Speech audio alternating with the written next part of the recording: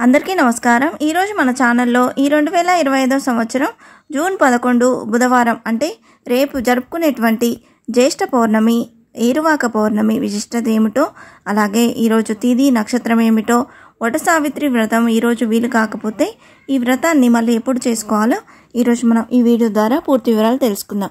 ఎక్కడ స్కిప్ చేయకుండా పూర్తి వీడియో చూస్తారని ఆశిస్తున్నాను। అంతకంటే ముందుగా ఇంతవరకు నా ఛానల్ సబ్స్క్రైబ్ చేసుకున్న వాళ్ళు ఉంటే సబ్స్క్రైబ్ బటన్ ప్రెస్ చేసి పక్కనే ఉన్న బెల్ ఐకాన్ ప్రెస్ చేసి అలానే ఆప్షన్ ప్రెస్ చేశారంటే నేను పెట్టే ప్రతి వీడియో నోటిఫికేషన్ ద్వారా ముద్రగా చూసేయవచ్చు। ముందుగా వీడియోలోకి వెళ్ళిపోదాం। తెలుగు పంచాంగం ప్రకారం ఈ 2025 సంవత్సరం జూన్ 11 బుధవారం అంటే రేపు స్వస్తి శ్రీ చాంద్రమాన శ్రీ విశ్వావసునామ సంవత్సరం ఉత్తరాయణం గ్రీష్మ ఋతువు జ్యేష్ఠ మాసం శుక్లపక్షం।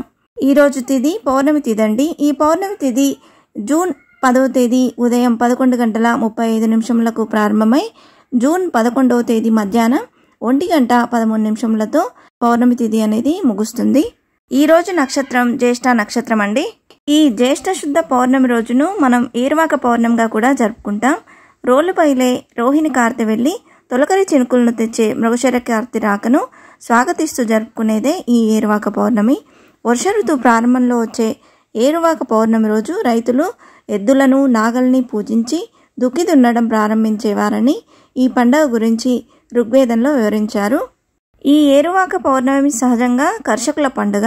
భూదేవిని నమ్ముకొని పంటలు పండించే రైతులు వర్ష ఋతువు ఆరంభంలో తొలకరి చినుకు కోసం ప్రార్థిస్తూ వర్షాలు సమృద్ధిగా కురవాలని, పంటలు బాగా పండి దేశం సుభిక్షంగా ఉండాలని కోరుకుంటూ ఈ ఏరువాక పౌర్ణమి పండుగను జరుపుకుంటారు। ఈ ఏరువాక పౌర్ణమితో పాటు జ్యేష్ఠ మాసంలో అందులో జ్యేష్ఠ పౌర్ణమి రోజు మహిళలు వట సావిత్రి వ్రతాన్ని ఆచరిస్తారు। వివాహిత మహిళలు తమ భర్తల దీర్ఘాయుషు మాంగళ్య భాగ్యం కోసం ఈ వ్రతాన్ని ఆచరిస్తారు। ముఖ్యంగా కొత్తగా పెళ్ళైన వారు ఈ వ్రతాన్ని ఆచరిస్తే ఎంతో మంచిది। పురాణాల ప్రకారం సావిత్రి యమధర్మరాజుని ఓడించి తన భర్త ప్రాణాలను గెలుచుకున్నందుకు గుర్తుగా ఈ వ్రతాన్ని ఆచరిస్తారు।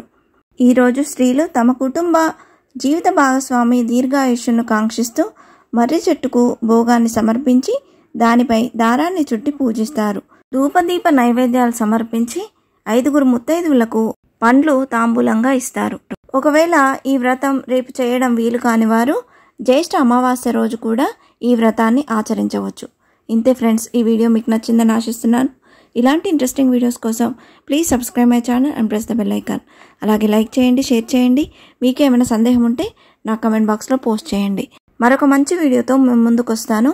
అంతవరకు సెలవు। సర్వే జన సుఖినో భవంతు। స్వస్తి।